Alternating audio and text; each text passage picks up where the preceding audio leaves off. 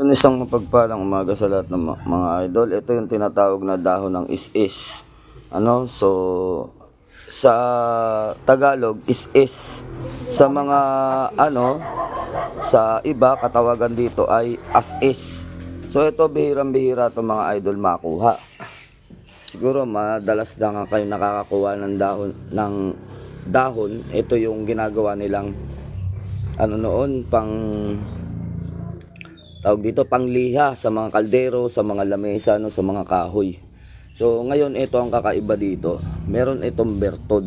Ito ay kambal yung nakikita ninyo na daw ng as-is. So ayun, yung mga member ko pinanguha ko. Mantakin mo ba naman na ang dami nilang nakuha ng kambal? Ito ay bihirang-bihira. So pagka kami naghahanap nito ay bihira kami makahanap talaga. Sa isang puno wala kang mahanap. Yung as-is dito, nakakuha sila ng 5 piraso na kambal na daw ng as-is.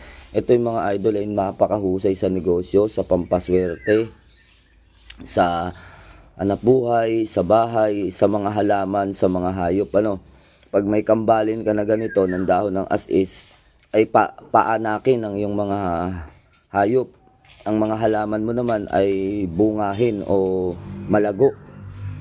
So yun na hindi lamang paniniwala o panamahiin, kundi ito ay isang uri ng gamit na may bertod na pampaswerte.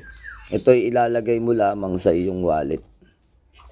Ilagay mo o kaya palaminate ninyo. Tapos ilagay ninyo sa tindahan. Pero ang kainaman nito laging nasa wallet siya. Lagay nyo sa plastic. Para kung malagas man siya kapag siya ay natutuyo na, nandun lang siya sa wallet na pupunta. Kahit nalalagas to, may visa ito. So, yun lamang mga idol, mapagpalang umaga sa lahat. Nawa ay makahanap kayo ng dahon ng as-is para magamit ninyong pampaswerte. God bless you mga.